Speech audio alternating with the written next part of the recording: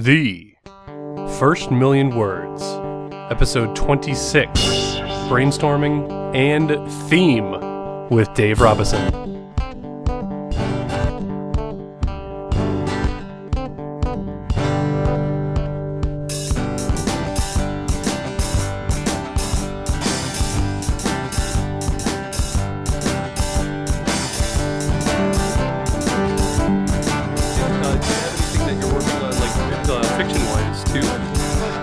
Actually, I do. There has been a game world in my head for easily a good 8 to 10 years now. Mm-hmm.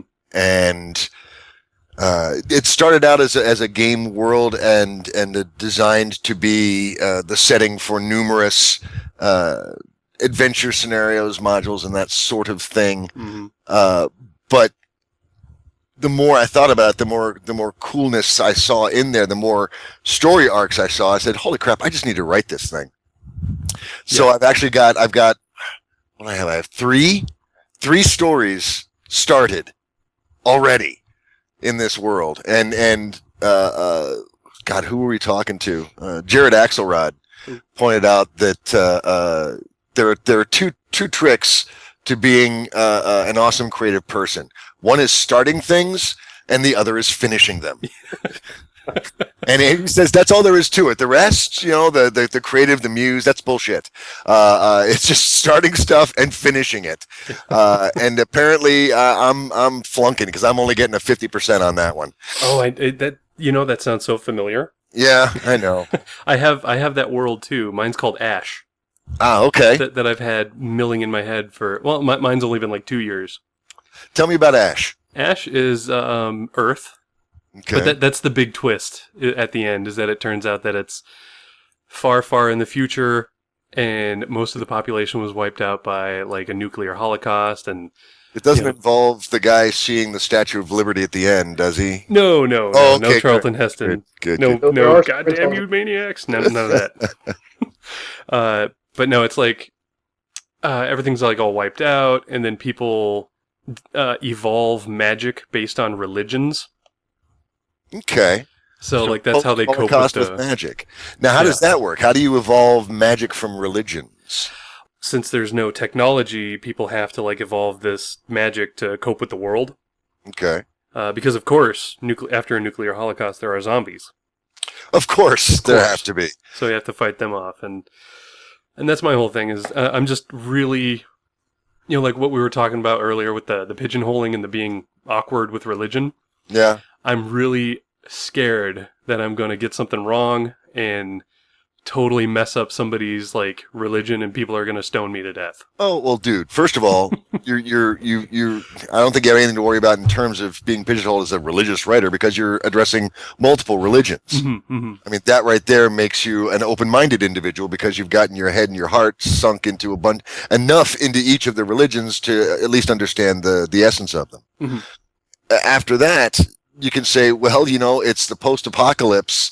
It's 500 years after things got nucleated, so people are using this from memory, or whatever. I don't think, I wouldn't let that be a paralyzing impulse for you. Mm-hmm. If you get something wrong, in fact, you might purposely get things wrong just to illustrate that with time and an oral tradition and the lack of sophisticated communication, things break down, things change. Yeah, in fact, that might be a real interesting commentary on contemporary religion, mm-hmm. with implying that, what we're claiming as the truth today, maybe wasn't the truth back in the day because so much time has passed. Yeah, the problem I'm dealing with is because I'm so close to the Christianity side, I'm having a hard time thinking of, what kind of magic would evolve from that kind of faith.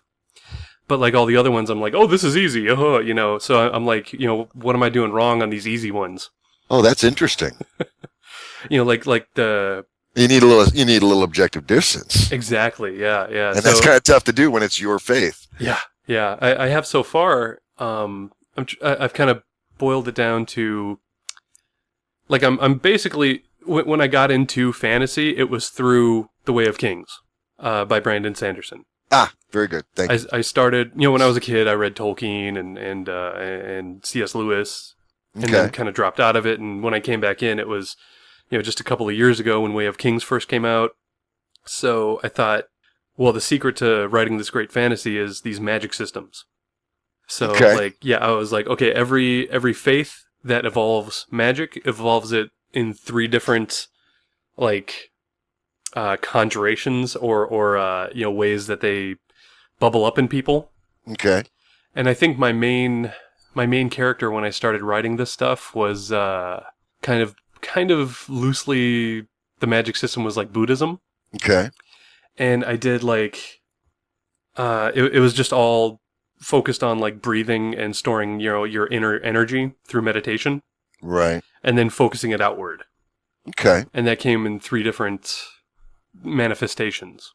It sounds like this would work better in an RPG. Sounds like you have a DPS, Well, that's healer. a mana bar. Yeah. Yeah, that was the thing. I was like, oh, you got to have that mana bar. Have you evolved characters? I mean, have you evolved stories in this world yet? A few. One of them that I'm working on now. Well, two of them that I'm working on now. One of them is kind of a Japanese style ghost story, or at least I'm trying to make it a Japanese style ghost story. Okay. And that's obviously the culture that came from like Right. Shintoism. Okay. And that all has to do, since it's, well, again, I don't want to just make a broad thing, but it's kind of, it's like ancestral stuff. Okay. So that all comes from, like, the magic power comes from like how powerful your ancestors were, or how close you are to your dead ancestors. I'm curious, and you see, you're talking my language here because at heart I'm a world builder, guys. Mm-hmm. And I, one thing that I've learned from all of our podcasts and yours as well is that world building is cool up to a point. Yes. And ultimately the characters are what are going to give that world meaning and relevance, not the magic system, not the cool creatures or the bitchin' weapons, but it's going to be the people that are going to engage the reader in a way to make them care. Yeah, well, definitely the character I have for this one. Hang on, I'm trying to bring it up. I have my whole little incubator folder here that has all. Oh my, yes, I know. I have several of those folders. Yeah, let's see. Here's the necromancer. Is the top level folder called writing? No, actually, it's a Google Doc. Oh, okay. It's just I have all these subdivisions. There's all the different books I'm starting, and then there's one called Shorts, and then there's one called Incubator. Okay. And in Incubator, I have the Samurai Western in Space, the Stolen Tome. Oh, here it is. I'm just going to look up the name, because that's all I was... Oh, it's kind of a Sherlock Holmes thing. There was, but with insanity stuff. There's the main character... Sherlock Holmes with insanity. Awesome. Yeah. The main character, I think I was going with Mila as the name, because it sounds nice. Okay. And she is like late 20s, and she's kind of making a living off of exorcising spirits from homes. Okay. Which isn't something that really happens in this world. So there's this other person who's a student that's going off to, like, taking some time off from university or whatever, and coming over to investigate and, expose this person as a fraud, but then it turns out that it's, like, real. Okay. But this Mila, she claims to, the magic that comes from ancestors, she claims that she has voices in her head that are her ancestors talking to her. Okay. Which also doesn't happen in the world. Right. But it's also going to turn out to be true. So these are localized phenomena. Exactly, yeah, but the whole thing that's causing the phenomena, at least for the hauntings, is that there's this other dude who's like killing people and not giving them the proper, burial ritual. Okay. So their spirits come back angry and they actually do start like haunting houses. Why is he doing that? He is being controlled by the big bad, who's kind of the running in all of the books that are in, or all the books and stories that I'm doing in this world. Okay. there's this evil, more or less a demon, but he's a Darkwood elf, is what they call him. He's like from fairy tales, and he's not supposed to exist either. Okay. And his name is Pahatharata. And why is he doing it? Why is he goading this guy to do this? Because he's all about chaos, and the more chaos in the world, really? the more power he gets. No. I know, Come see, on. Really? No, I just want to fuck things up. No. Come on. You can do better than that. Oh, man. Yeah, whatever happened to someone who just wants to watch the world burn? Well, and yeah, I mean, I'm not saying that there aren't people that just like doing shit for making things burn, or watching whatever. But I mean, as a reader, is that? Let me ask you, if I present that to you, I got this guy and he just wants to mess things up. Doesn't that? Does that inspire any kind of dread or fear in you? Can you relate to that? No, definitely not. Yeah. That's like I said, this is one of my earlier ones. Okay. Yeah. Right, I think I've gotten a little better at the whole antagonist thing, but see, if Brian was here, we'd already be in that conversation right now because he's all about the antagonist. So, I was going to say, having the guy who's killing the people and purposely, not allowing their souls to cross. It sounds like he's trying to break something. He's trying to build up some kind of spiritual pressure that would burst through some sort of, I don't know, a block, something that's maybe he's been trying, maybe he's got the same spirit power she does, and he's been trying to reach one of his ancestors and he can't. And so he's been killing these people, trying to like ride their spirits to the afterlife to find this one ancestor that has this piece of knowledge that he can't be complete without, and without it he's a fragment of a soul, and he keeps failing miserably, but he's got to find, it's his mother, it's his grandmother, and she has the secret to, I don't know, awesome peach cobbler, something. Yeah, I was just gonna say cookies. Great, really great cookies. There's something that's essential to his well-being, maybe some sort of ancestral charter that proves he's a noble, or a Bible. Maybe there's one sacred tome somewhere, and he needs to get this tome, and the only person that knows is his grandmother. She's dead, and he's been trying every dark art to call her or to send spirits to bring her, and it's not working. It's totally messing up the spiritual ecosphere. What do you think about, since it's a world where you only have access to, or the magic system is you only have access to your own ancestors? What if he's trying to mess things up so that he can contact somebody else's ancestor? Okay. Maybe somebody that he's like, well, I mean, again, going with the cliche, maybe somebody that he's like in love with, or somebody who died that he loved, and now he's trying to bring her back. Yeah, cliches are not to be avoided. They're usually springboards for something really awesome. They're a good start. They're really a good end. So no, I never shy away from cliches. So he's okay. So you can only contact your own ancestors. He wants to contact. Well, let's see. So he wasn't okay. So, yeah, okay, all right. So he wasn't married to this woman that he loved, and therefore she was not a part of his family. And so, let's see. Yeah, I think there's legs there. I mean, there's it that has a much more human perspective to it. That's something I think people can get behind, and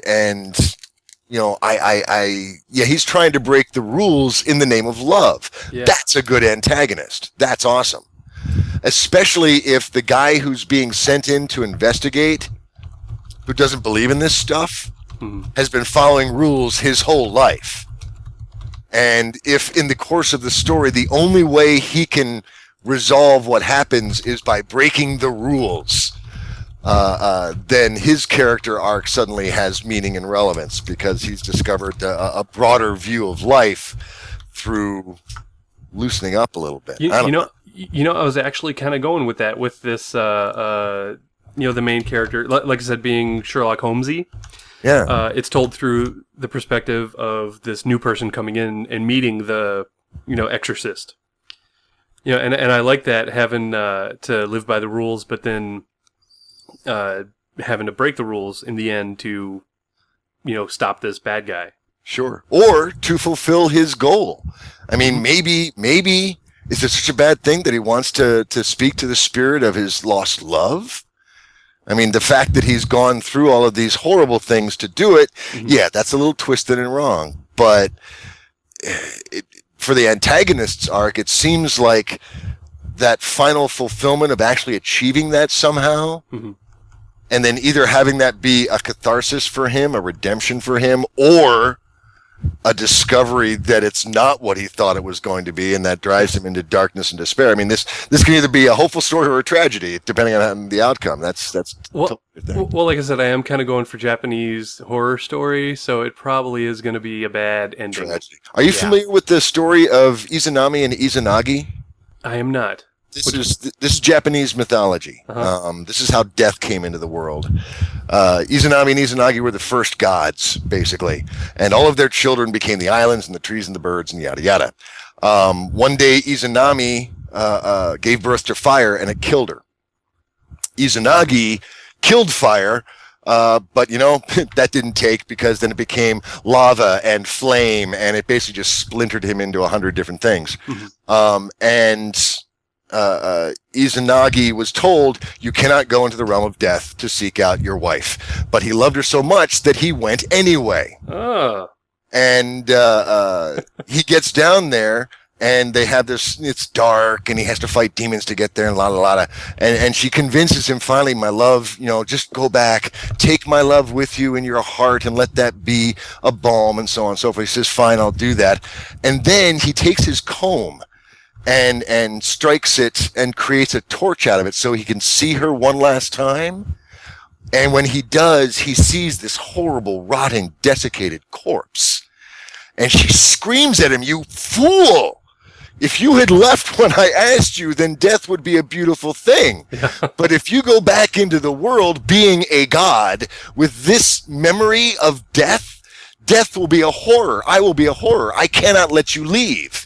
And she tries to kill him on the spot. And he gets out and he rolls a stone over the portal to the underworld. And Izanami says, I will kill 1,000 people every day until the world is a shattered husk.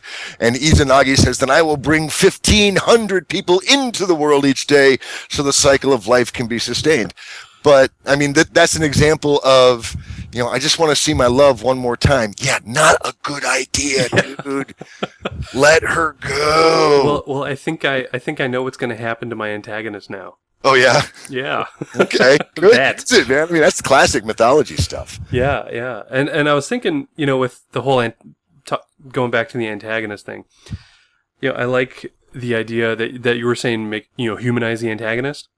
Yeah. I was also toying with to kind of make the antagonist seem like the other, is to make him like a foreigner, someone who normally doesn't have this type of magic, but is kind of messing around with it. Okay. But he actually, the way I set him up is he's from another culture, and their magic is like, instead of ancestral spirit based, it's like elemental spirit based, and it has a lot to do with like tattoos. Oh, you what, Guillermo? No, I said it'll play in Arizona, man. Don't get me started on Arizona. Oh my god. Well, I guess. I don't know. I can see that. I can see that working, and my one thought on that is. You've already got one outsider coming in, in the form of the investigator. Is the investigator the protagonist? Yeah. Okay. Yeah, and I'm going with a female on that one too. I don't have a name for her yet though. Okay, so you got now, and the spirit witch who has been putting spirits to rest. Mira was her name. Mila. Mila. She's also, so you got two female. You got a female protag, female supporting character. Mm-hmm. Okay, all right, cool. Yeah, just that was another thing that I wanted to force myself to do, is try to write female characters, because we talked to an earlier episode on characters. We talked to Michael Sullivan about that, and after that, I was like, I'm gonna make these two characters female just so I can try it. Okay. The episode hasn't aired yet, but in a couple of weeks, mid-late September, we have our 20 minutes with Tim Pratt, and we actually got into a big long riff about writing against your gender. Women writing men writing women, and his observation, first of all, was they're people. Just remember that they're people, and don't worry about making them men or women. Yeah. Start with that. But he also pointed out that one of the reasons that so many of his protagonists are female is because it's part of his job to make life as hard as possible for his protags. Yeah. So when you're looking at a situation, since so much of his fantasy is urban fantasy, who is going to have the hardest time in a specific culture? He says it's a bitch to say, but women have a harder time in contemporary culture, and so consequently he went that way. Mm-hmm. Yeah, that was kind of part of our discussion with Michael too. Was just it's like not only are they dealing with the plot stuff, but they're dealing with like, oh well, you're just a girl, you can't sword fight. Sure, exactly. Or something like that. Exactly. Yeah. So. And again, in writing that, it would just be a matter of putting yourself in a position where it's like, oh, well, you're not 30 years old. You can't sword fight. Or you're not from Arizona. You can't sword fight. Yeah. Or some other arbitrary BS that for some reason that makes no sense at all is excluding you from accessing something that's very important to you. Mm-hmm. And how would you respond to that? That's probably pretty much how as long as you're authentic and faithful to the character, the gender, and again, I'm talking out my ass because I've never actually done this, but the gender, I would imagine, would work itself out. Oh yeah, we forgot to do the disclaimer. The disclaimer. Yeah, everything. I wait for that on the show. Oh, it's essential, absolutely essential. Anything and everything that might be said today could be complete bullshit. Yeah, we kind of have to do that. Yeah.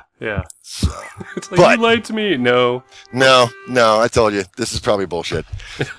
All right. Well, I think I have some good fodder here for that story. Then we kind of just jumped right into the brainstorming. Yeah, absolutely. That's our instinct. Well, and the point I was going to make was that you've already got one outsider coming in the form of the investigator, mm-hmm. and I think it would be cool to see. I mean, you have Mila. Yeah. Mila as the representative of the, the party line, the conventional perspective of this culture that you've evolved. Mm-hmm. And now your antagonist can show the other side. If they are also from the culture, but are seeing the shortcomings or the constraints or the injustices inherent in this culture, then in the end, the reader sees a fuller perspective of this culture rather than a lot of little bits from a bunch of different cultures. Mm-hmm, mm-hmm. Well, I like that. Yeah, and that could translate to, what the theme of the story is, because I still don't have one of those yet either. Yeah, well, and in writing it out, I mean, working out the character backgrounds, doing your due diligence on knowing those guys, and then writing the story, that stuff will probably evolve. I find that in the pieces that I have come closest to finishing, that is often the case. So nice. Now,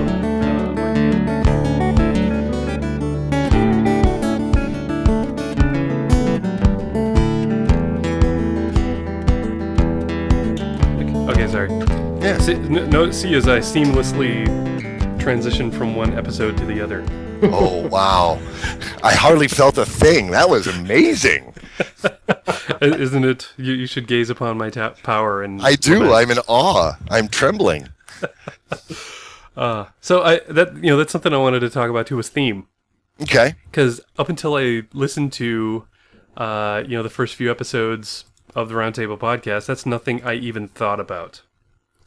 Okay. Yeah, but that seems to be a recurring thing with, you ask the guest writers, well, what's the theme here? What are you trying to say? What are you getting to? Right. And I couldn't come up with that.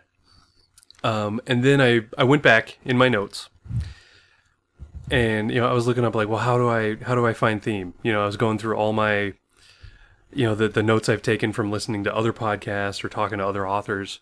Right. And what jumped out at me was something that Lou Anders said. Lou Anders, quote Lou Anders. Yeah. And did you ever hear the episode of Writing Excuses with Lou Anders talking about the Hollywood formula? No, I haven't gone back that far. Well, this makes me happy because then I get to explain it in a nutshell. Indeed. There. Which is my favorite thing. One of my favorite things to talk about. Because just like we were saying with the Dan Wells plot formula, this also is it changed the way I look at story just in general. So the Hollywood formula, when you translate it to writing a book, the Hollywood formula focuses on three characters. Protagonist, who's got a solid concrete goal, and they're trying to achieve that goal through the story. The antagonist, who puts blocks in the protagonist's way, and maybe even wants the same thing but for themselves, or wants the opposite of the protagonist. Okay. And then there's the relationship or dynamic character. And the only advice, or the only things that Lou said about the dynamic character at first is that's the person through whom you reveal the theme of the story. Okay. And does he give examples? Well, I can. The best one, and this now I do, like everything I do now, I put back to The Dark Knight. Okay. Not The Dark Knight Rises or first anything. Yeah, the second The Dark Knight with Christian Bale. Right. So and Ra's al Ghul. Well, he was the first one. That Batman Begins was the first one. Oh, okay. Dark Knight was Joker. Duh. Yeah, Yes. Gotcha. So we have our protagonist is pretty clear in the Dark Knight. Batman, right? Right. And then what does Batman want? Okay. Order in Gotham. Well, see, that's too broad. Okay. See, this is now I get to have all these big reveals and be like, there oh no, you're wrong, haha. Haha. He wants to retire. He wants to give up being Batman so he can be with Rachel. Okay. And that's what he wants. And he sees Two-Face. What the heck is his name at the beginning? Harvey Dent. Harvey Dent, thank you. He wants Harvey Dent to take over. Yeah. He wants Harvey Dent to take over so that he can quit being Batman and go live with Rachel. Okay. So now that we have the protagonist and his goal, who becomes the antagonist? The antagonist is the person that's keeping our protagonist from achieving his goal. So who is preventing Harvey Dent from taking over? Or who's stopping Batman from retiring? Yeah. I guess if Harvey doesn't step up, he would be the antagonist. Obviously, the Joker is making things difficult for everybody. Tell me, Ben, who is the antagonist? You actually had it on that first one, that the antagonist for the Dark Knight is Harvey Dent himself. Okay. Because he goes through and, there's that part in the movie where he holds that one guy at gunpoint and he's flipping the coin, Right. And Batman's like, oh, they can't see you do this because it'll mess everything up. Right. And then he also, at the very end, when he becomes Two-Face, obviously, he's not able to bring order to Gotham, so Batman can't retire. Right. So yeah, Harvey Dent is the antagonist because he keeps putting blocks and goals in front of Batman. And so Joker is the dynamic character. Exactly. Yes. It's revealed. Interesting. Yeah, and his whole thing is he keeps trying to get Batman to tell a joke. Okay. And at the end, Batman finally, Joker's like, oh, I got these scars, and Batman goes, no, but I know how you got these. that's his joke. But there's also that line where he says, you know, to the people of Gotham, he's like, you can't retire. To the people of Gotham, you're just a freak like me.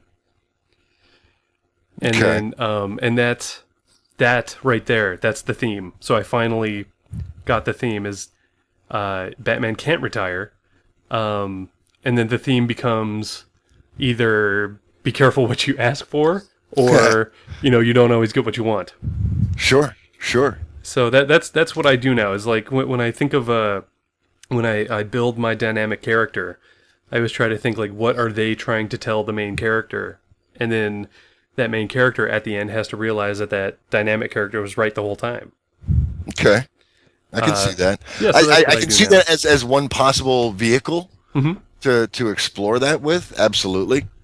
I'm always leery of any formula or Oh, see, I'm kind of the opposite. I grab a formula and I usually stick to it. And I say leery. I don't say I avoid them, but use them as a tool of revelation, not as a boundary within which you must work. Yeah. It's like knowing the recipe and the ingredients so that you can tweak it and make it better. Exactly. Yeah. Justin McCumber did a great blog post about outlining.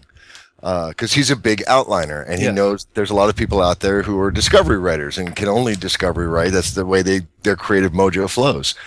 And he pointed out that an outline, I forget exactly how he said it, but it basically sets the stage, but nothing stops you from doing whatever you want on that stage.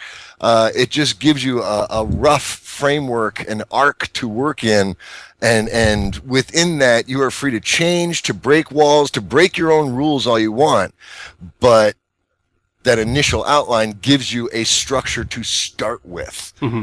And, you know, in that case, those formulas and those structures that you're describing serve a brilliant purpose in giving you that basic framework to kick off with. You may discover that you don't need one of those dynamic characters through which the theme is revealed, or it may be multiple characters or a sequence of events or whatever, or it might not even require that at all. I mean, think about, have you ever seen Moon? One man show, a movie. Oh God, I can't remember the actor's name. It was brilliant. I don't know. Yeah, look it up. It's on Netflix. It's called Moon. It's about a guy on the moon. Oh, one guy on the moon. The whole movie. And actually, there is a robot that speaks, and actually Kevin Spacey does the voice for that, which is kind of cool. But the robot is not. I would not call the robot a character per se. This whole thing is this one guy, and it's an amazing story. So in that environment, you don't have protags and antags and this whole cast of characters. You got one guy to make that work, and those kind of challenging narratives I find fascinating because they still hold up. They still work when done well. So. But yeah, theme is something that you can either go into it with or something that you discover as you go. I like to ask that question of the writers initially just to see if they've gone there. Not that it's a requirement or some badge of honor if they have. Just it tends to inform the discussion from that point forward. You know, if your theme is how much bad can be done in the name of good, and have the final goal still be good, or the nature of sacrifice in a relationship, those types of thematic focus give the discussion a direction. We know that we're not telling a lighthearted romp when the story is ultimately that you have to die in order to truly serve a purpose. Yeah. Although it would be a challenge to make a light romp that has that theme, and I think it could be done. But it's what kind of story do you want to tell? Is it going to be snappy banter, pulp noir type of thing? Is it going to be lyrical? Is it going to be gritty? What's the tone, the emotional spectrum that you're going to be playing in here? Like Game of Thrones has a very rich but also very specific emotional range that it works in. Lots of dark grays is where it's hanging out, with a splash of red here and there, and the occasional bright silvery gold, but predominantly dark grays and red. Whereas if you read any of Glenn Cook's Garrett series, the Garrett novels, basically Philip Marlowe in a magical universe. Nice. Wonderful. Oh yes, very fun. Every fantasy trope and cliche is rolled out there and then wrapped up in, it was raining in the city by the bay, the hard rain. It was a dark and stormy night. Yeah. Exactly. My name's Garrett and I get the job done. That type of vibe. Just marvelous. And there's going to be some tongue in cheek and so on. So those thematic considerations become a framing device for us in our conversations. Excuse me. Okay. And also become, I think, a solid ground for writers as they move forward through their stories. If you know the type of story that you want to tell, then when you get to a question mark, how does this character respond to this quandary or this conflict or this challenge? If you know what your theme is and you know the point that you're trying to make, then those answers are usually fairly easy to evolve. So, if a character is, let's see, coming up with a character has to choose between his job and pursuing his dream. Mm-hmm. Okay. That sounds a lot like real life. Yep. Yeah, a lot like real life. That's a fairly straightforward challenge, a conflict that we all have to wrestle with at some point or another. Yes. Now, thematically, what type of story are you telling? Is this a story about how believing in your dreams can achieve miracles? Well, then we know the choice he's going to make. Or rather, false hope and Pollyanna mindsets will be the destruction. False optimism is the cause of all sadness in the world. Well, then we also know what choice he's going to make, but we also know what the outcome is going to be. Yeah. So those thematic considerations become almost a compass that you can use to navigate through the many conflicts and stages of the story that you're telling. Yeah, it sounds like also, if you have that theme to begin with, it sounds like it's a good base for, character building, at least. Oh, absolutely. Yeah. Yes. I mean, those thematic elements, if it's all about, false optimism is a cause of great sadness, then your protagonist is, and again, the knee-jerk reaction, your protagonist is going to be a very optimistic person. And the story is going to be basically a deconstruction of his optimism until either A, like Job, he comes out the other side with his optimism intact, but a more pragmatic approach to it, or B, he comes out a deranged serial killer because all of his dreams have been dashed. And he throws himself off a bridge or whatever. Now, I said knee-jerk because it could be very interesting to have your protagonist be a depressed pessimist and have another character, maybe, what we're talking about earlier, the dynamic character, be this optimistic person, and watch the character observe how this false optimism in his friend or relative or whatever impacts and affects this friend's life and how he responds to that. So, but again, it's the context within which those decisions get made.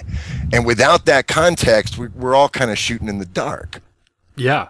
Yeah, I feel it. It definitely. Well, at first, because I never gave much consideration to theme. I was just like, oh, I just want to tell a story. But now that I do that whole trying to find what theme am I trying to go for, I find like, oh, I've been doing it, ass backwards the whole time. Sure, sure, absolutely. Yeah. Well, and I wouldn't even say it was necessarily bass backwards, but I mean, in writing the story, if the story is good, if the story is true and authentic, and you're telling it well, that theme will jump out at you and say, "Yo, Ben, dude, I'm right here," and then you go, "Oh yeah, that's my theme." You can discover it later. It's not something you have to have up front, and I'm not sure discovery writers, have it. Mm-hmm. But I think it helps. Yeah, that might be something that you have to find afterwards. If you're like discovery writing, is you find it after, and then maybe go back and make some tweaks to the story. Exactly. Guillermo, do you give any thought to theme as you blaze forth into a story? Well, actually, just for me, honestly, it just kind of happens organically. I kind of look at what I've written, and I realize, oh, there's a theme here that I didn't even plan for. It was just there. Yeah, and that's the sign of a good story. When it's told with strong enough characters and strong enough conflicts and resolutions that resonate and are authentic, then the theme is going to be there one way or another. So good, awesome. Nice. Yeah, when I try to write with theme in mind, it never comes out. It just comes out just kind of either preachy or predictable. No, I didn't want to do that, so I just let it happen organically. Yeah, I think if you go kind of the subtle route, it's a lot more effective. Yeah, everybody's got their own approach to it, and every single one of them are absolutely right. And we all change our styles as time goes on. So actually with Guillermo, when we started this whole thing off, he was pretty hardcore discovery writer, and I think in the time since then, he's gone more or less outlining. Well, it's weird. It's kind of like outlining the main things, but discovery writing between the big points. Yes, absolutely. That's a perfect medium. That's the way to get the most out of both styles. You bet. Yeah, I'm very much your style, G. When I finally sit down and actually do some goddamn writing, it usually is a broad sketch arc of this is going to happen, then this will happen. This is what we're shooting for down the road. Okay, let's play, and see where it goes. Yeah. That's how. Well, since what I write is pretty much comedy, it just kind of needs to. I don't know. You can't really plan it out. It's just. The main points, and then stick in the funny stuff in between. Okay. I keep trying to help. Winky. I keep trying to help Guillermo, but I'm like, comedy is this, and then when I read his stuff, and it's like, no, wait, don't do what I said. You're doing just fine. You don't need my help. Exactly. It's like there's only so many fart jokes you can really fit in there before it just starts getting repetitive. Yeah, I can see that. And it would take a subtle master to walk that very fine line of fart jokage. So good, good on you. I think good on you, man. Easy stuff is the easy joke or the easy. It's so simple. It's more fun to make it, kind of complex, a little bit. Sure. Sort of. Sure. Comedy's hard. Comedy is hard. You can sit there, G, and say, "Oh yeah, it's easy. I do it all the time." It's like, nah. It's a big difference. There's being like sort of living room funny, which is easy, and then there's being like, write it out, make it a thing kind of funny. Yeah. Terry Pratchett funny. Right. Terry Pratchett funny. I don't think I could achieve anything on that level, but maybe not yet, but give it time. I mean, it's just I kind of wanted. I don't know. Terry Pratchett just kind of has his own sort of sense of humor, and mine is a little bit like that, but more. I don't know. Or with the word that we coined, that Dave coined earlier, the fart jokage. Right. Yeah. Well, mine is kind of like I just thought it would be funny to have a, sort of like Clerks back in the. Back in the, in fantasy world, Secondary world, Clerks, yeah. All right, so you're the fantasy Matt Smith then. I would Kevin Smith. Kevin Smith. Holy crap! I said Matt Smith. I'm sitting there seeing Matt Damon and Kevin Smith. Oh, it's okay. Yeah, right. I'll edit it out in post. I always do that. Yeah, thanks. Don't make me sound like a complete dork. Yes. We'll fix it in post.